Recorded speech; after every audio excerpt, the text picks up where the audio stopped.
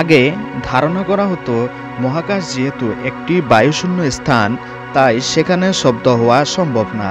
কিন্তু মহাকাশে গবেষণা কেন্দ্র নাসার একাধিক গবেষণায় বর্তমান সময় এটা প্রমাণিত যে মহাকাশে শব্দ হচ্ছে। সংস্থাটির hour universe is not silent অথবা লিসেন টু দ্য ইউনিভার্স এসব প্রতিবেদন দেখানো হচ্ছে যে কিভাবে মহাকাশে শব্দ হয়। তবে এখন বিজ্ঞান কি ইসলামকেই অনুসরণ করবে নাকি? মহাকাশে শোনা গেল ফেরেশতাদের শব্দ। নিজেদের অজান্তেই কি নাসা আবিষ্কার করলো আসমানে থাকা ফেরেশতাদের জিকিরের ধ্বনি? নাসার এক গবেষণায় উঠে এসে এমনই তথ্য।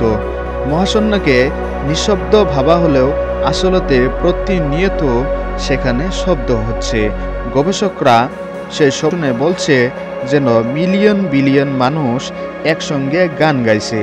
অথচ শবে মেরাজের রাতে রাসূলুল্লাহ সাল্লাল্লাহু আলাইহি সাল্লাম বলেছিলেন মহাকাশে প্রতিনিয়ত ফেরেশতারা জিকির করছে।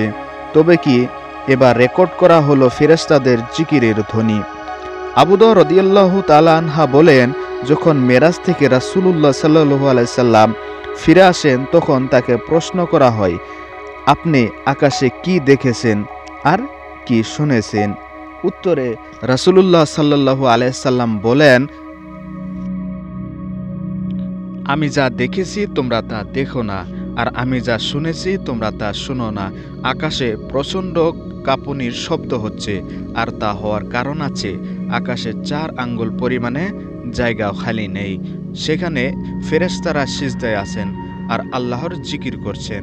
হাদিসটি প্রচণ্ড ঝুঁকুনির মতো শব্দ হচ্ছেন বলেন। এখন নাসার অত্যাধুনিক টেলিস্কোপ ও যন্ত্রপাতির সাহায্যে সব শব্দ রেকর্ড করা হয়েছে। চলুন এবার শুনে নেই সেই শব্দ। একটি নক্ষত্র শব্দ।